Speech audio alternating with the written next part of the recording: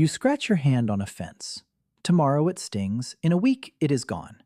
Now take that same scratch back 50,000 years. You would probably be dead inside a month, not because the world was harsh, because your modern body is unprepared for it. Your immune system has trained inside a vaccinated, clean world. Theirs trained inside something else entirely. To understand what would kill you, start with one cave. In 1957, researchers in Iraqi Kurdistan opened Shanidar Cave. Inside lay a Neanderthal man. He is now called Shanidar I. He lived about 45,000 years ago. His skeleton tells one of the harshest stories in archaeology. A crushing blow once hit the side of his head. His left eye was almost certainly blinded. The right side of his brain was damaged. His right arm withered down to a useless stump. He limped. He had advanced joint disease. Bone growths in his ear canals left him nearly deaf. He should have died in the Pleistocene within days. Instead, he lived to 45. Someone fed him. Someone protected him. Penny Spikins at the University of York studied these bones. She concluded he received daily care for over a decade. But here is the thing. These were the toughest hominins who ever lived. Even tough, careful Neanderthals were that fragile. A single deep cut could end a life. There were no antibiotics until 1928. Before that one moment in history, every infection was a coin toss. Even in 1900, a third of people with bacterial pneumonia died. That was in modern hospitals. Now imagine no hospital, no doctor, no pill, just you, a wound, and your own immune system. That immune system carried a heavy load. In 1991, hikers in the Alps found a frozen body, Ötzi, 5,300 years old, almost perfectly preserved. Scientists pulled his stomach apart. They found whipworms living inside him. They cause bloody, painful diarrhea. They found Helicobacter pylori in his gut, the oldest case of ulcers ever sequenced. They found Lyme disease in his bones. They found arsenic in his hair. They found rotted teeth and arthritic knees. Ötzi was 45. He looked, by his standards, healthy. That was the floor of normal human health. Now consider what your body has never met. Most of us grew up vaccinated. Measles, polio, tetanus, diphtheria. Your immune system has rehearsed against them on paper. It has never met the real thing. And it has never met what they faced. Tuberculosis lurking in lungs. Tetanus from a thorn in the foot. Sepsis from a tooth abscess. Dysentery from drinking from the wrong stream. Parasites in every bite of half-rotted meat. Mosquito bites delivering malaria. Influenza without a single drug to fight it. Anthrax from skinning a dead sheep. Rabies from a single bat in a cave. Most of these can still kill you today. Back then, they killed almost everyone eventually. Bones from the Paleolithic show the same pattern. Remains of adults between 20 and 40 are far more common. Remains over 40 are rare. Most people simply did not get there. Childbirth alone was a coin flip for women. Roughly 1 in 8 died giving birth.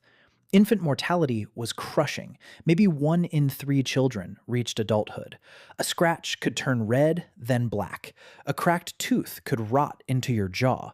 A bad mushroom could end you by sundown. And there was no way to know which one was bad. Even sleep was dangerous. Cold could finish a fever overnight. A small animal bite, a tick, a scorpion, and a sandal, any of them could spiral into something fatal. And here is the part most people miss. They were not weaker than us. They were a survivor lottery. Bone for bone, they were stronger. Their immune systems trained from day one. Children fought through dozens of infections before age 5. The ones who lived built bodies tuned for chaos. The ones who did not become ancestors. That filter ran for hundreds of thousands of years. You are descended from the survivors, not from the average person of that era. from the rare ones whose bodies held. Your own immune system carries pieces of those battles, antibodies passed down through generations. But it has lost the part that matters. It has never seen the raw, unfiltered world. Drop a modern human into 50,000 years ago. First, water becomes the enemy. Every stream carries bacteria your gut has never seen. One handful, and you have dysentery in 2 days. Next, food becomes the enemy. Half-cooked meat on a wooden spit, fermented fish buried for a month, berries you cannot identify. One wrong handful, and your liver shuts down.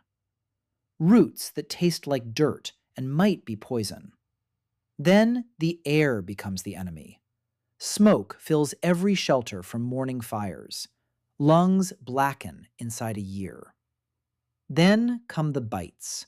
Mosquitoes in summer, ticks in spring.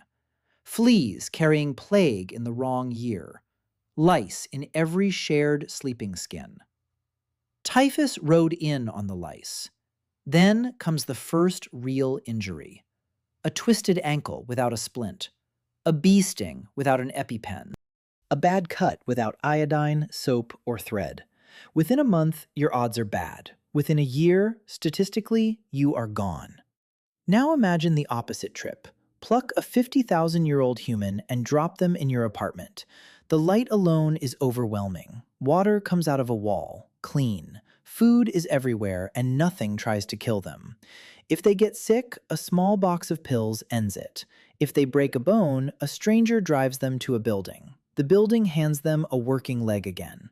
To them, this is a world of impossible mercy. For 3 million years of your line, almost every person who lived was sick part of the time, tired most of the time, hurt some of the time. Most of them never made it past their 30s. You might walk past 100 people today. Almost all of them are fine. None of them are dying from a thorn. None of them are losing a child this week. None of them are carrying parasites they will never identify. This is the strangest moment in human biology. It has lasted maybe 4 generations. Your great-great-grandparents could not count on it. It is held in place by vaccines made within living memory.